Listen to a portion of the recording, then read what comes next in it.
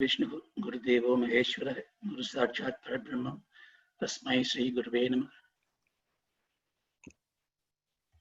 Sadashiva Samarambam Shankaracharya Madhyama Asmadacharya Paryandam Vande Guru Parampara. Om Sagnavavadu Sagnaupanattu Sagaviryam Karavavahe Tejasvina Mudidamappa Shabake. Om Shanti Shanti Shanti. Murmala. We'll have a quick recap of what we discussed. The one important phrase that we should always remember is Janduna Narajanma Durlabham. Janduna means all these life forms. Narajanmam, the human birth, is very rarely acquired. Durlabham is opposite to Sulabham. You have to work very hard to get that.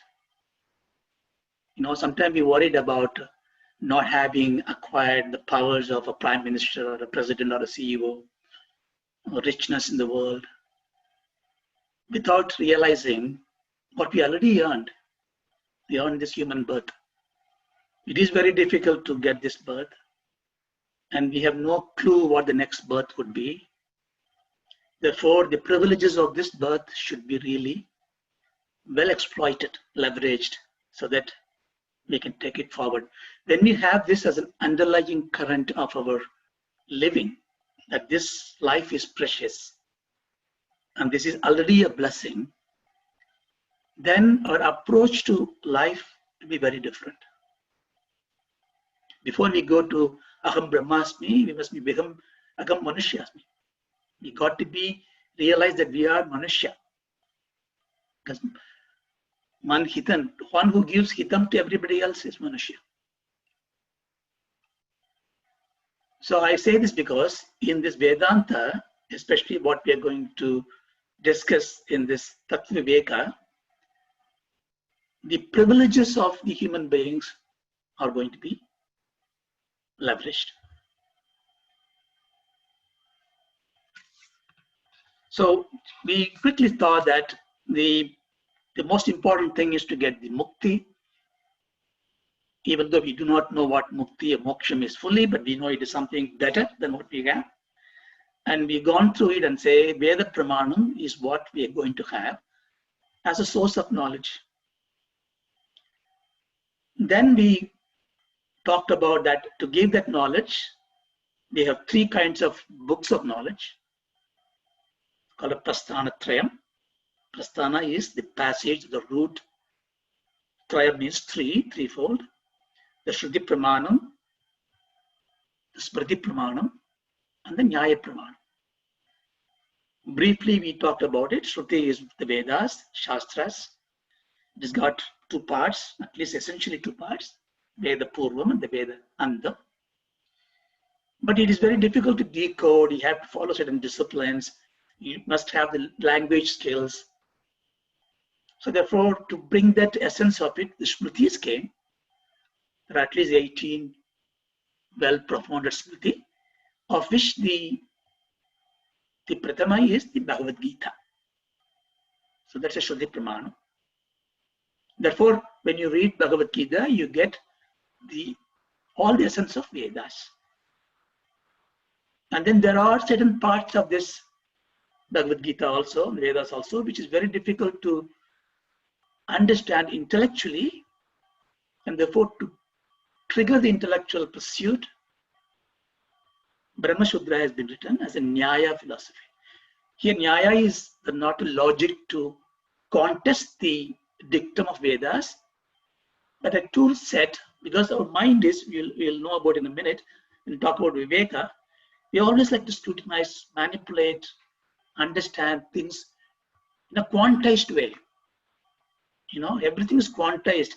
The digital part of it is there in our system. In Tamil, the thought is called Ennam. The N is the root word. N as a verb is to count. As a verb means count, also think. So therefore thought is a quantized energy form. Thought is not continuous. So our mind therefore want to quantize everything. That's the reason why even sometimes we love, we want to analyze it. How sad it is. If somebody really shows love, we analyze it. We don't accept it.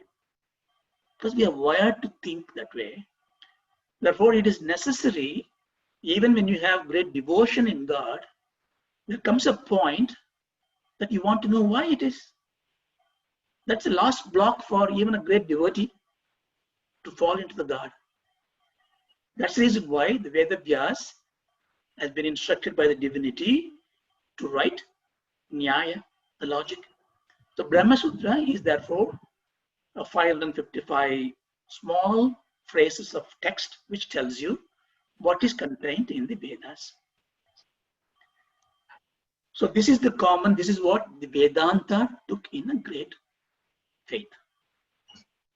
We will see in this thing further that there are quite a few different schools of Vedanta, how they interpret this one. But that differences is, again, you must understand, is to provoke you to feed into a quantizing mind. At some point you will say, enough of this quantizing, because the quantization happens in a canvas of consciousness.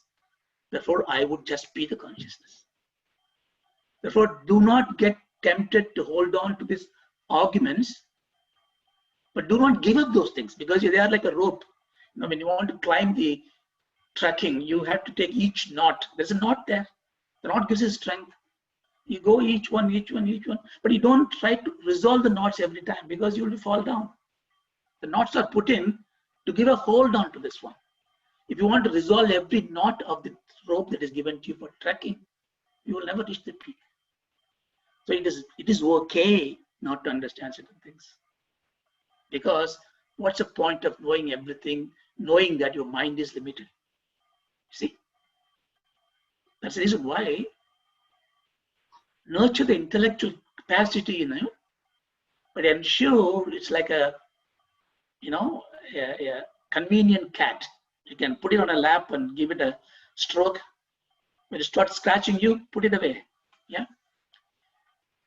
But now we are in this, going through this cat of understanding things. So to understand this, the great scholars have done so many levels of granthas. The sutras I told you just now, the expansions, bhashyas, karikas, which explain this further, vartikas, prati, tifani. There are so many things. I say all these things because when we take this grantha, sometimes we'll say this is the Deepika. Now, if you take, for example, in the Vaishnava Sampradaya, it's called a Tattva Bodha. It's one of those great Chantrika which expands a particular topic. So when you take a grantham, we must understand the context of it, what it is going to tell me. So in that sense, the Prakarana Grantha or the Granthas, books, which gives you the topical subjects, topics of a subject. If you say in the Vedantic terms, it gives you the paribhasha, the terms you're going to use. I keep on repeating it in many sessions. Hold on to the words, padartham, vakya vritti, we will see, because when you say the telephone numbers, you can only say my number is 4207 428 7600. There is a reason why the numbers are short. You cannot consume more than 13 or 14 numbers of the words. Our short-term brain does not accept, the buffer is so small. That's the reason why you can't have a 200-digit number for a telephone number. So therefore, the understanding is by words. So by bringing the key words and make them pregnant with ideas. See, it's a two-in-one. If I give you everything, it's clear, but it is boring.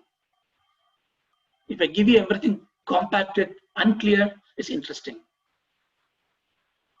But if it is too unclear, you get agitated and you go away. So it has to reveal something. This is why In Vedanta, in any great text, in any novel, anything you show something and take them away along with you. So Prakarana Granthas are thus which write. In Advaita Prakarana Grantha, there are many. Now I just put in few which I thought, something which I read, something I want to read. There are so many of them. Don't be worried. Do I have to read everything? No. Bhagavan says, Ramana says, don't read anything, but everything is a monkey sitting on your bag. So there is no need to know everything by a book. But we don't have the purity of heart. You just can't go and see something and then get wonderment, amazement. No, because we have been quantized so much, wired so much. We have been asked to analyze, synthesize. Siddhanta, we say. Therefore, we need to feed.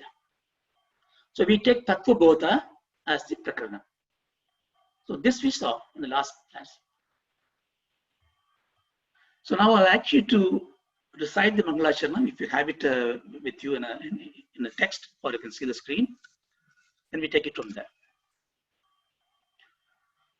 Vasudeventra yogintram natva jnana pradam guru mukshunam kitartaya Tattva Bodha abhidiyate. So in every work, we worship the God, worship the Guru first. This is the first verse. In fact, this is the only verse, maybe the next one in Tattva Bodha. Everything else in a prose form. So it is the only one which follows the meter. So here what is said, he's worshipping his Ishta Devata, the Ishvara, for him is Krishna. So he worships him. He is an Indra. Indra means a leader who leads. So he is the Yogendra, Devendra, Jnanendra, Vasudevendra. Vasu means the world. For the whole world, Jagat Karana, he is the Brahman, he is the Ishvara. And I have the Guru, Jnana Pradhan Guru, my Govinda Bhagavad Bhata. Or I can say the Krishna, the Guru, by the way. So in the first line, I pray this. In the second line, he says, I pray this because I am going to give something to the world. It's called Tattva Bodham. It's a Vishayam. And I'm giving this to Mumukshuna, the one who are desirous of liberty, liberation, moksha, for them to have them a prayojanam from this so that they can get the benefit of it. I'm going to elaborate it. So he has made a prayer, a Meenalaya-Charanam. He has declared his intention of this text on the Anubandha-Chatushtayam. We saw this also last session and we said, well, we must follow the Guru's instruction. Here he says, Mumukshuna. So he has given this for the Mumukshuna. We haven't understood Mumukshunam completely, but we know it means someone who desires for the moksha. I don't have that urge to moksha. I know I wanted to go there, but today I am not. Therefore we said we can replace it by the word Jigyashuna. Jigyashu is one. No, it's a kind of a chicken and the egg. How can I get desire for the moksha if I don't know what is moksha is? Therefore, I must become a learner of moksha first. Therefore, I think a bit unfair, Shankara says mokshonam, so I think we should have jigyashunam. So we must learn that one. So this is not actually adhikara dushprayogam. We are not actually violating the rule. We are understanding the rule very well. Okay, Guru, you want me to have the desire for the moksha. Let me understand about the moksha. But I'm going to put my effort to understand very well. So we made this commitment for this. So therefore, we must approach this Tattva Bodha in a particular way. So what I have done split into, as the elders have done, but to make it convenient for our learning, into several parts. The first one is about Sadhana-Chatushtayam. So there are 13, the first 13 statements, shloka, we'll use it, focus on. That gives you the qualification for that which is endowed by the mumukshu.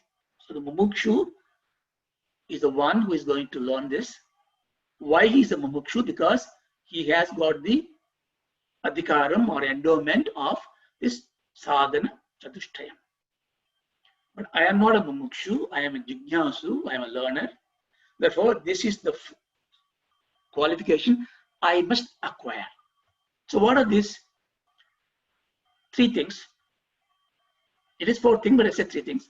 One is a resolute intellect, an intellect which is absolutely focused, clear, on the purpose, and that we are going to split it into two parts, Vivekam and Vairagya.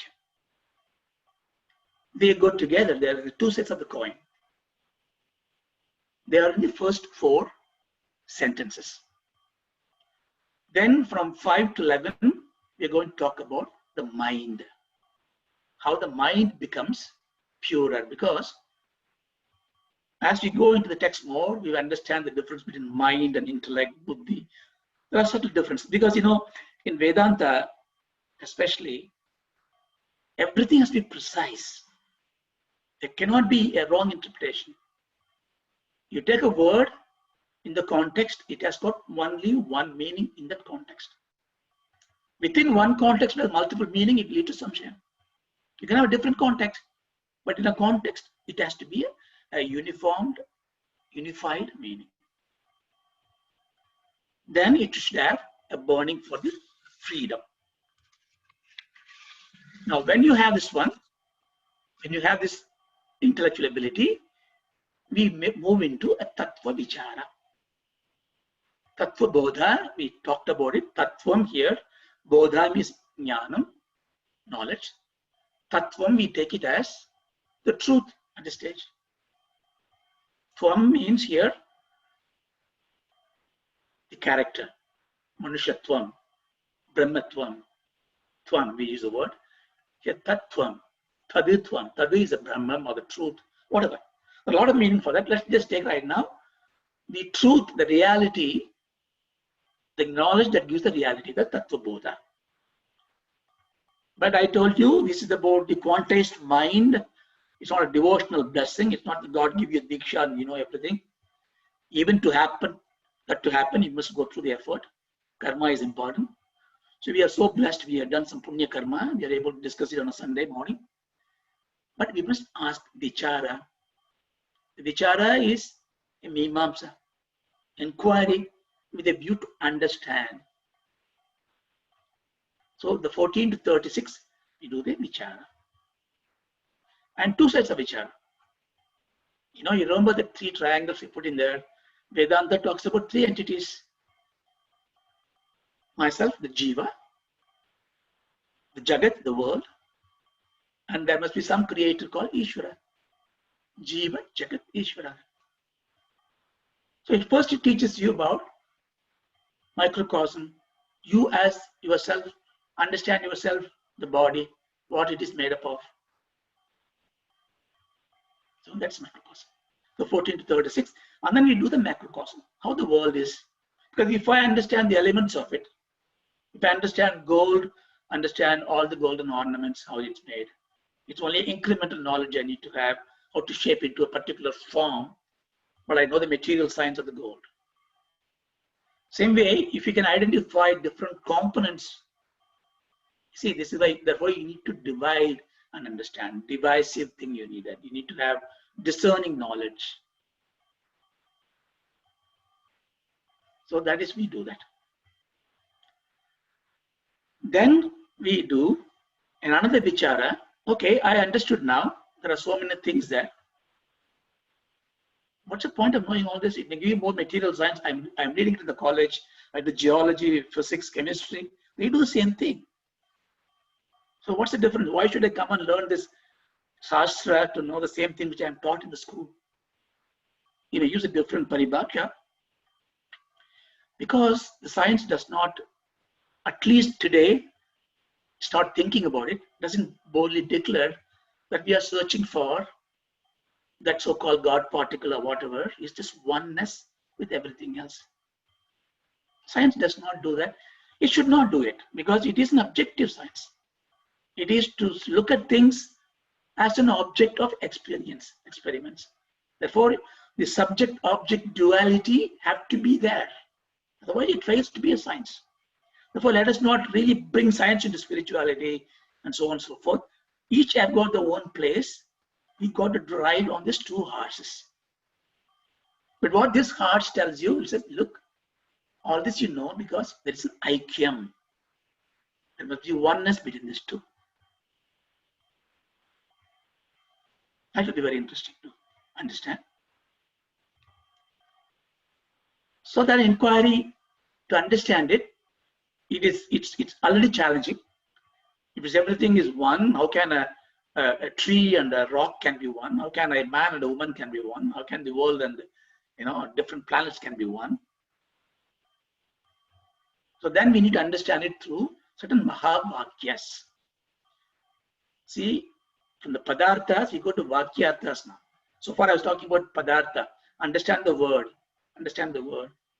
Because only when we understand the word, the most simplistic structured sentence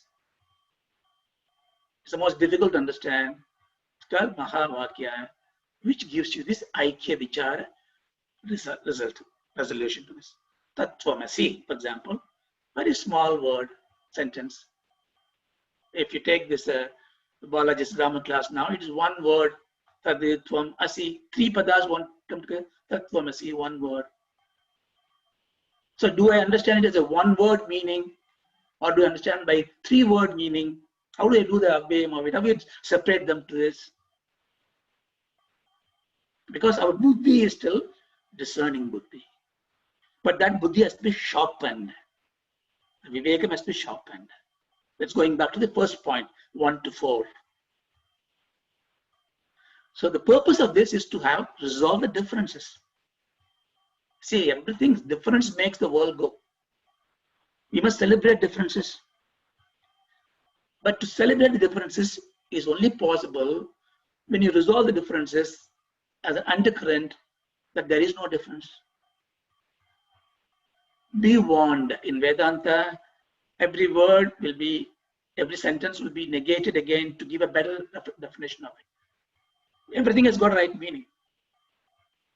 So differences exist, differences must be resolved. Therefore, there's an aikyam there.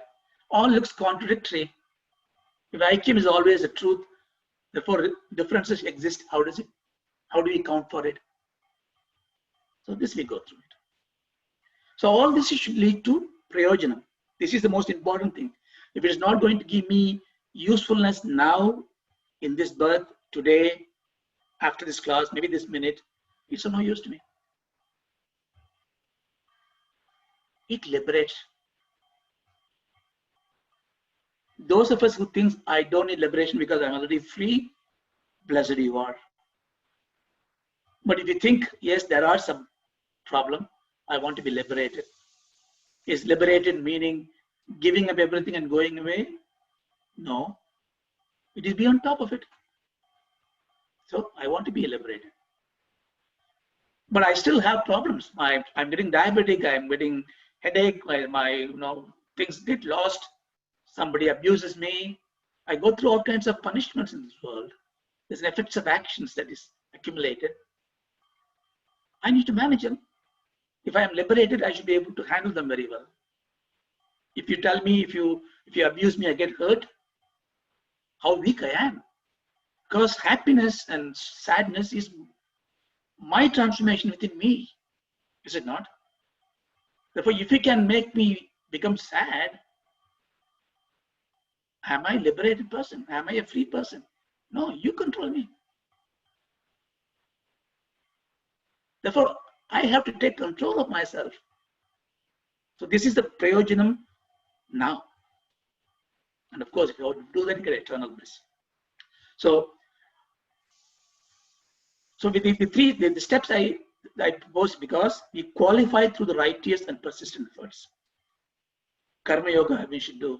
bhajans we should do, devotional stuff we should do, satsanga parivartana we should do, come to the classes, listen to Bhagavad Gita recital we should do. All that is make us qualify. Then we use the qualification to clearly understand things better, what the nature is. We never understand things. We see things. Then we take the inquiry to ask for it so that we can achieve the Parama Purushartha. So all this is given in the Tattva Bodha in a very simplistic way as a prelude to Vedanta. But one thing is very important in this, because in this one, the yearning for freedom, the first thing, mumukshutvam, it needs a God's blessing. You might have read all these things.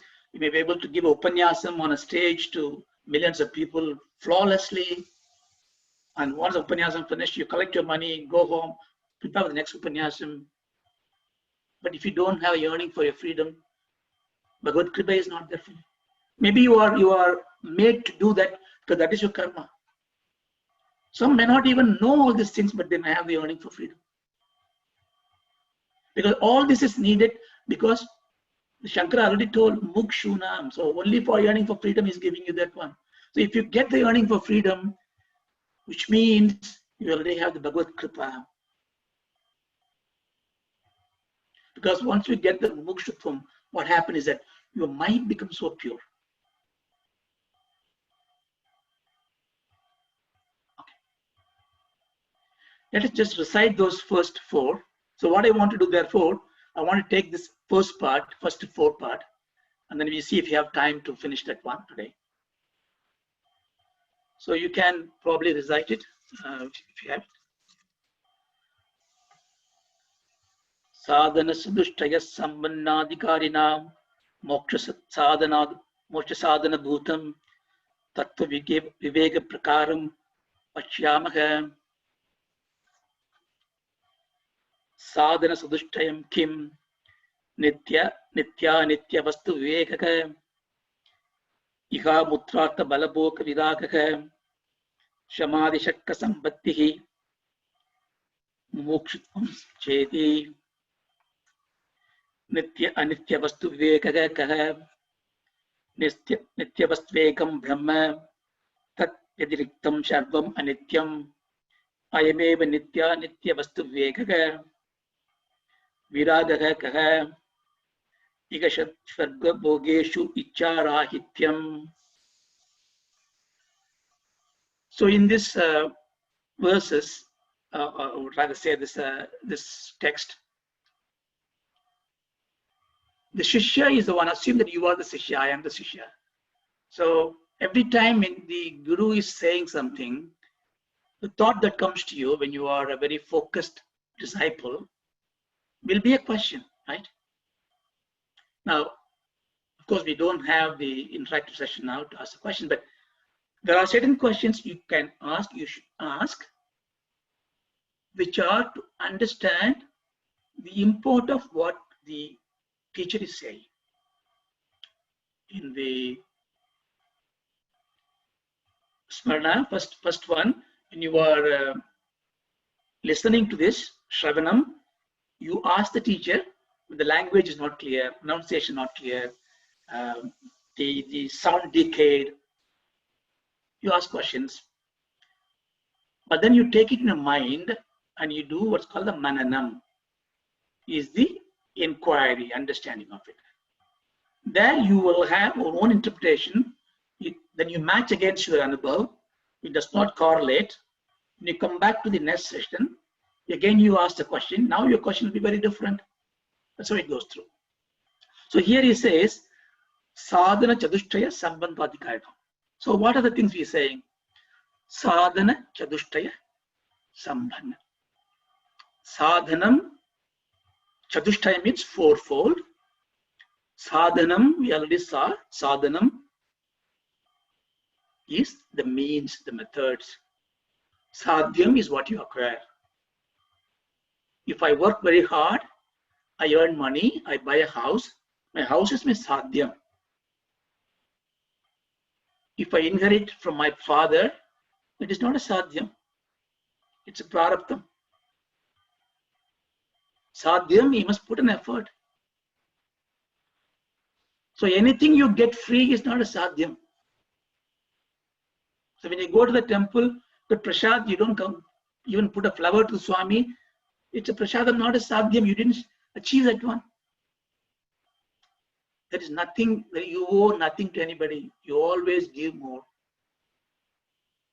It doesn't need to be a material giving. It could be an interest, an effort. So therefore, you have to put in some effort to achieve something. You are fourfold. So this is the first one he says. Once you have that, you have the adhikari now. Second word is moksha.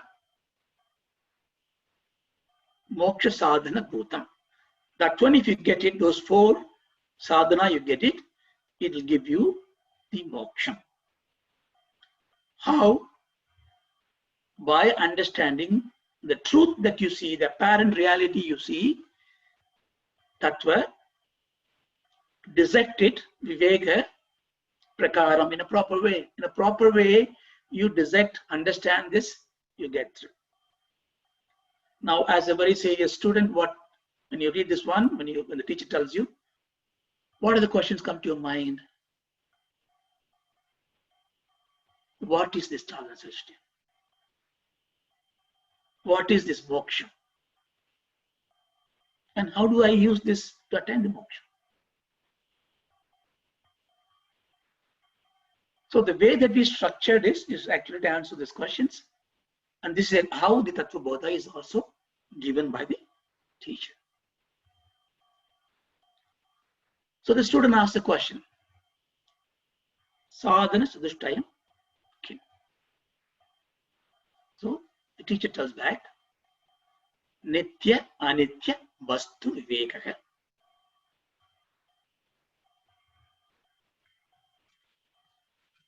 Iha Amutra Artha Balabhoga Viragaha. Samadhi Shakti Samadhi Satka Sambhaktihi. Mumukshutva. So here gives you the four. The four are Vivekam, Vairagyam, it's basically Viragaha also, Vairagyaha. Samadhi Satka Sambhaktihi. Here Samadhi is not the Samadhi, it's Shama, Dhamma, Uparati. There are 6 different qualities. We'll go into detail of it. So he is packing 6 into this. Sampatti, it's an asset, it's a possession, it's a richness for you. So you need a vivekam, you need vairagyam, you need 6-pack, not 6-pack in your body, I mean 6-packed character. And you need, of course, the mumuksha. Mumuksha is going to come back all the time. You need to have the desire for the liberation. So if you take it as a stool with the 4 legs, I need vivekam, vairagyam, samadhi sampat, mumukshatvam. If I have this tool, I can sit on it very firmly to achieve what I need to achieve. So he expanded what the 4. But he has given a clue, because in viveka, you could have just simply say viveka, viraga, samadhi sambhati, mumukshatvam. He added a prefix, nitya nitya vastu viveka. That means the reason why he qualifies it, because there are many sorts of viveka. I am only asking you to hold on to one particular type of viveka. That's called nitya anitya vastu viveka. Same way, he says viraga, viraga, vairagyam. He qualifies it. Iha amutra artha pala bhoga viraga. Iha means in this world, here. Amutra means life after, other world. Artha, you remember that artha purushartham? Artha means. What kinds of means you want? Bhoga, you want a kamartha, you want to enjoy.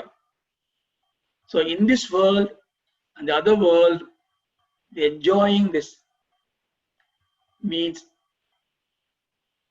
viraga. You should not have it. A very interesting word here is arthabala. So you have to have, see, everything you achieve in this world, here and hereafter, is based on your effort. The effort gives the result now, or is accumulated as a credit, as a punya, and comes back to you. So pava punya is called the palam. What are you saying here now? All the Shastra says you accumulate punya. So we all do yajna. Why don't do punya? Here he says you give up everything. Artha pala. So I don't want punya, I don't want papa. That is very difficult to do.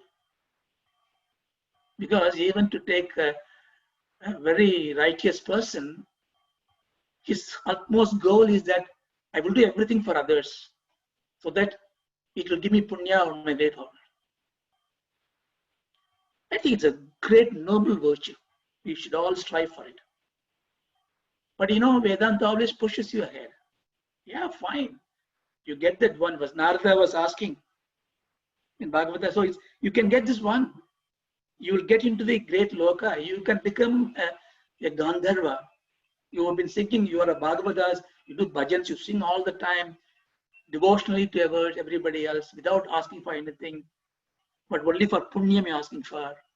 You will become a Gandharva, you'll be singing in the celestial world. But like a credit card, they account for this. Chitragupta keeps accounting for your debits. Prepaid card just goes away.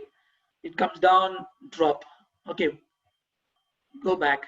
But because you have been descending from punyas, I'll give you back this durlapam of Narajanma.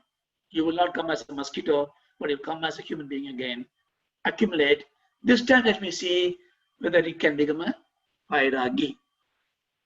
No, I will do more punyam. I do Vajapayaka Yagam. I will do this Adhirudram. I will do all this. Okay, good. You go to this other loka, Brahma loka. You become a Brahma. It is stretching you to, you become a Hiranyagarbha. Now, all this is not clear, right?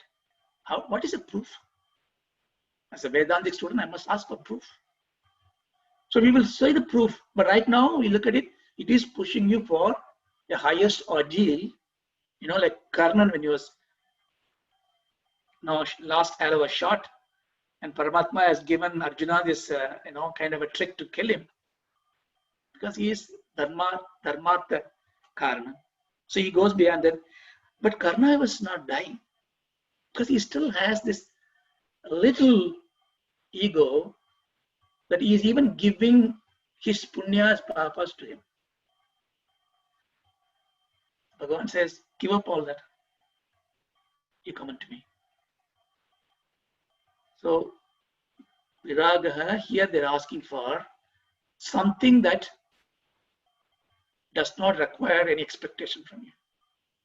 That's why these two words have got an adjective behind. Therefore, there are many types of viragas.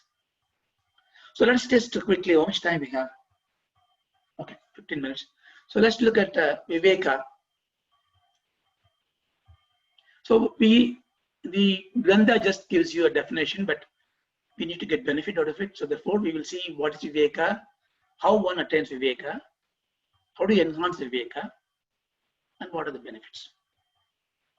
So, of course, we start always with the literal meaning. It is conscience, a specific form of discrimination, discernment.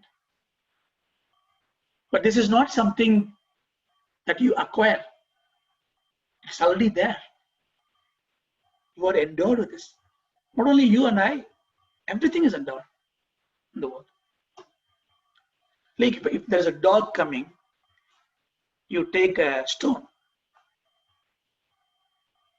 What does it do? Runs away. You show a biscuit, it comes to you. You drive in the car, you see the speed breaker comes there, you slow down. You see people that he's tall, he's short. You are able to discriminate. This is called a gross discrimination. You are able to look at with your senses, and then you make judgment. These things happen naturally in us right from the young age. Even a child knows the smell of the mother. You're just born, but it goes to mother, it puts the face to the bosom. It knows it. Intellect, discrimination is natural credit given to us. There are also subtle ones. For example, you look at somebody's face, you are not your usual self, or you're not happy. Not everybody can find out that. Some who's got a very good understanding, empathy, developed vivekam, able to see, oh, I see your face, you don't look very happy. So the vivekam, the gross to subtlety, like a cow comes to you when you show the grass, it is both gross and subtlety, because it sees the grass, it also knows you, it knows your vanja, your priyam, they come to you. Subtlety is also there. But the level of subtlety changes because Jandunam Narajanmam Durlabham. We are far better. Therefore, what we therefore do, the buddhi we should call Viveka Buddhi. Again, sometimes here's one word here, Viveka Buddhi. But buddhi is a different meaning, viveka a different meaning, but we say a buddhi which is enshrined with a vivekam, a discriminating intellect. We all should have, aspire and enhance and nourish our viveka buddhi. Why do I need a shastra? Even a lunatic will know if you throw him, if he's hungry, he's not going to eat a mud. His discrimination is still there. I must eat food. He's a mad person, but he still is. Viveka buddhi is there. You know what to eat, what not to eat. So we give up all these small things, instinctive things. Let's go for something else. Good from the bad. This is something which the parents teach us from the young age. They always teach you what is good for you, what is bad for you. Maybe what is good for your stomach today, bad for your stomach today. So we have this natural ability to discriminate what is good and what is bad. But perhaps not really understanding what is the goodness I must need, what is the badness I must avoid. That needs a further level of subtlety. Going to the movie is a good thing because it kills my time, ennui. But you will learn some time. So going to the movie, if I read this Vedanta, I get better. So the goodness grade will change. The second part of Viveka, which is important, is knowing right from the wrong. This is not naturally taught by all the parents, but according to our Shastra, this is the duty of the parents to teach. And the Guru, of course, reinforces what is right and what is wrong. Dharma, adharma. So but Shankara was not asking us to have a dharma, dharma, vivekam here. So he asked for separating eternal from the ephemeral. Ephemeral means temporal, not permanent. This not anybody deliberately teaches. This we do not deliberately practice. You don't really look at anything. Is it eternal or ephemeral? No, you don't do that. But you must have that in the background and it should come into play. It's very important. Why it is important? What? See, this is where I give a little introduction to the Vyavakarikam and Pradipashikam. Even to just to conduct my life better, because I am bombarded by events which make me sad, which makes me sad. Therefore, I need to find a way to overcome this. Therefore, my context, see, for example, in a football coach, the coach will give you before the game, he will give some instruction what to do. that during the half time is very different. The only very small time is there. Now he'll pinpoint where things went wrong. He'll pinpoint that one. He'll do substitute, he'll make changes. So we have this kind of indriyams playing the football, 10 plus 1, 10 indriyas plus the mind, 11. Mind is a goalkeeper. He keeps the goal. They want to perform very well. So you call them and say, look, this one, for example, even what is the worst tragedy in life? If somebody is dying. Death is of course, when somebody is, again, you must look at it in a Vedantic way. You read the news, terrorists bombed the place and 1,000 people killed. There's a little micros 0.001%, a bit setback in your mind. You sip your coffee, next page, a cartoon you enjoyed, next page, a crossword you start funding in it. Death is forgotten because it doesn't relate to you. There's no bandham with this. But when it is closer to somebody, it hits you very hard. Then they do all this performance, and there is in our scriptures there are very difficult to hear, but they read some Puranas, but they shake you up. Even the body is respectfully taken, reverentially taken, but it is treated as an anatma, inanimate, inert object. The same person is put in a box, tied up, take it away. Reason is, it is to kick in your mind the temporal nature of what you treasured more. Even the beloved partner tells you, they don't call me, oh, that person is dying. No, that person's body is there. You see, it comes to your mind, it hits you. Then you realize you cannot grieve for it. Of course, you grieve for it because of the loss of a person in a form, but it is going to happen anyway. What's the point of grieving? It's not going to repair it. So therefore, you understand that one. The next few days, you see things differently. But then it is forgotten. But does it mean I should always grieve? No, you take something from this. Therefore, what they talk when the person is gone, what the good dish he has done. Because whatever the people talk about the person is what the person takes away from him in the world. The sambhati is what everybody gives to him when they put this flower or the earth or something. That's what he takes away. That's what you earn. But that is what is that called virtuous acts. Now, this may be very gross, very Sunday morning. I don't want to depress you on this, but I want you to understand the grip of it. This applies to everything. I lost a job, for example. For whatever reason, job is lost. You'd get disappointed, disillusioned. What am I going to do? But the job is not something you are born with. It came, it gave you picture, it gone away. So things move, things change.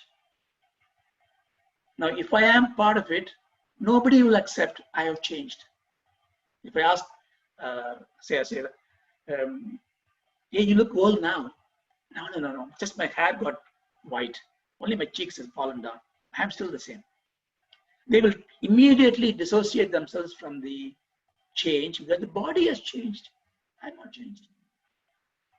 So there is a way to see in every change something not changing.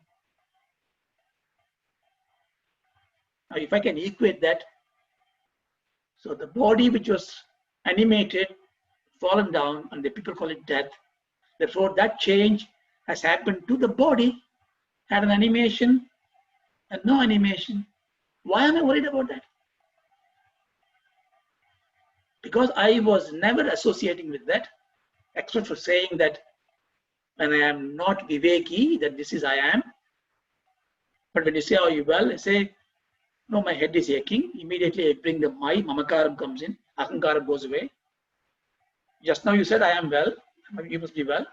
But no, my head is aching. So this is the non come through. But why I have to have this one for my ordinary life? This is what called a Nitya Anitya Vastu Vivekam. This is what Shankara wants us to have it. But the question is, this is something which people should be talking in Kashi or in Rishikesh. Why am I? I'm a banker. I'm working in JP Morgan. I'm dealing with stocks. I mean, in fact, stock market is the best way of looking at the Nitya Anitya Vastu Vivekam. Anyway, no, it gives you for everything. For example, the right from the wrong can become a dharma adharma vastu viveka. Separate dharma from adharma. You can better understand it only when you know the real from unreal, from nitya from anitya. The shreyas and prayas, what is good, what is bad, you can only understand when you look from the eternal, ephemeral way. The laddu is so good to eat, but it will decay your body. The body is anityam. When you know all this one, then you understand moderation is needed. I need vairagyam on it. To wake up feeds vairagyam. It also gives you atma versus anatma. See, everything becomes viveka. Atma, anatma, vivekam. Dharma, dharma, vivekam. Shreyas, prayas, vivekam. So many vivekam. But what he is asking us to do, hold on to nitya, nitya, viveka. Because that will give lead rise to everything else. The atma and atma vivekam is self from the non-self. This is a difficult one to understand. Non-self, is there a word like that?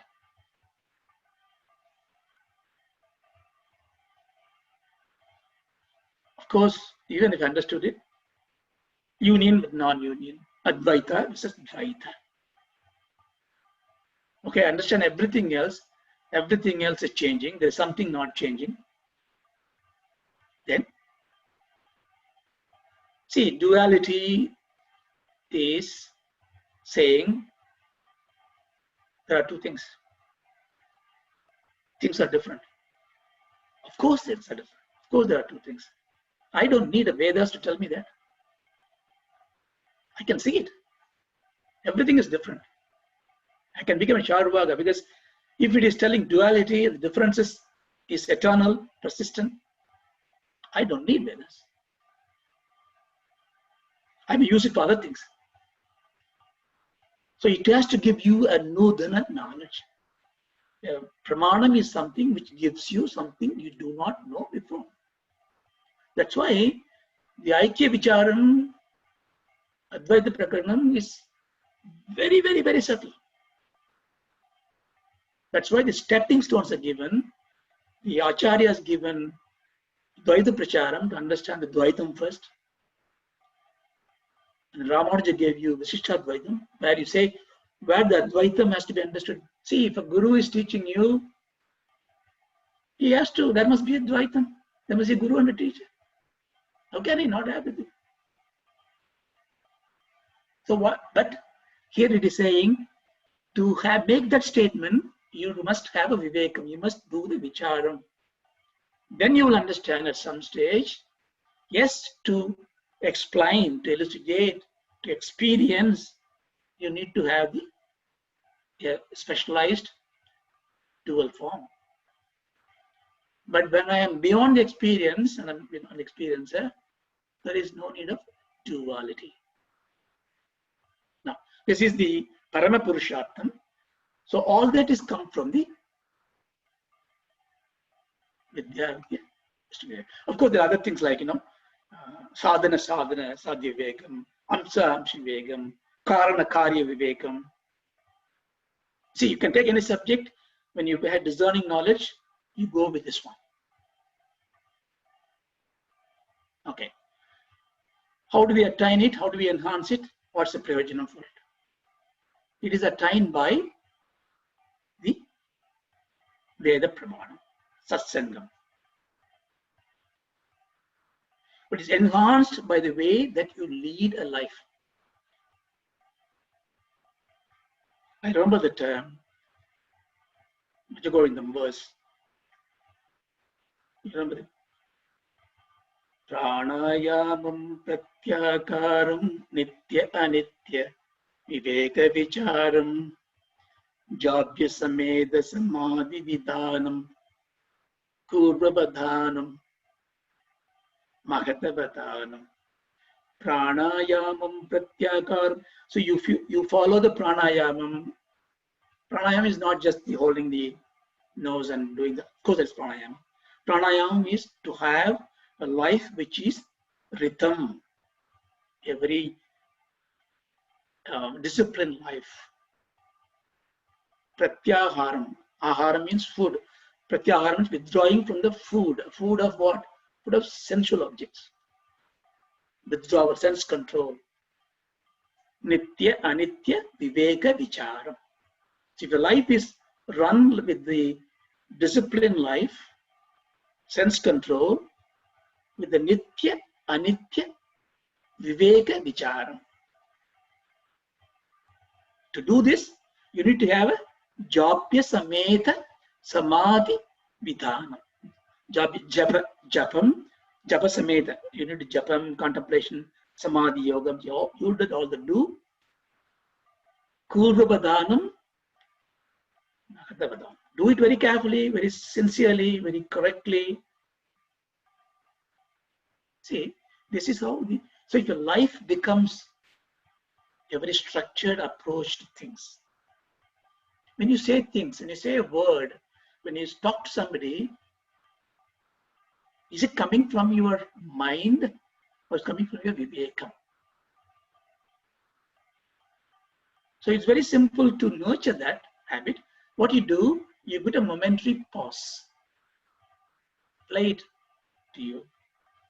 When you have an emotional thing, don't write a WhatsApp message or an email message. If you need to write it because it comes out of your mind, write it, save it in a draft. After 10 minutes, read it. You'll be ashamed of yourself.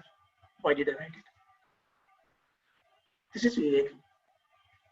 So Vivekam is taking this discriminate step, but here we are focusing on, looking at the time, yeah, just about. Here we are focusing on one particular aspect of it, is Nitya, Nitya, Vichara.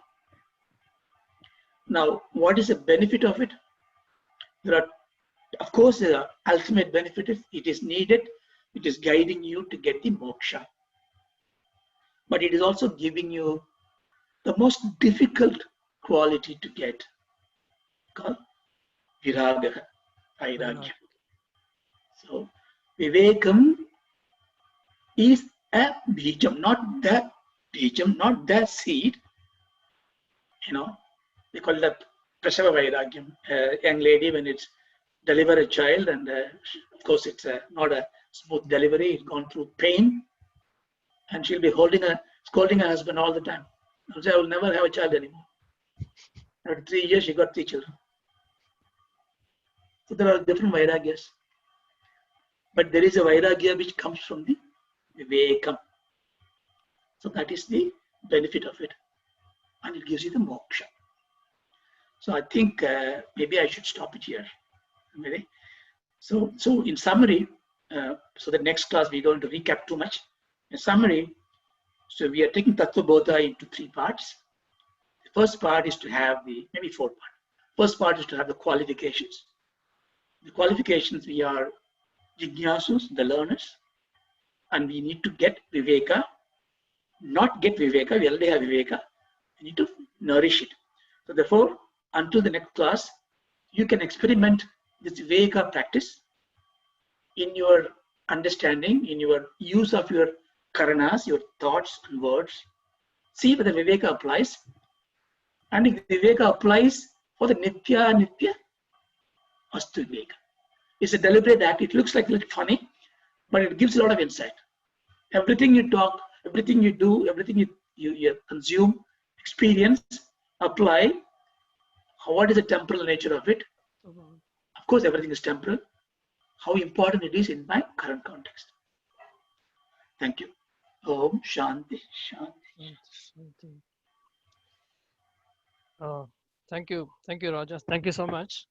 Om Asato Ma Sadgamaya Ashato ma Sadgamaya Tamaso Ma Jyotirgamaya Tamaso ma Jyotirgamaya Mrityo Ma Amritangamaya Mrityoma Mritangamaya Om Shanti Shanti Shanti Shanti Shanti Shanti Om Shanti.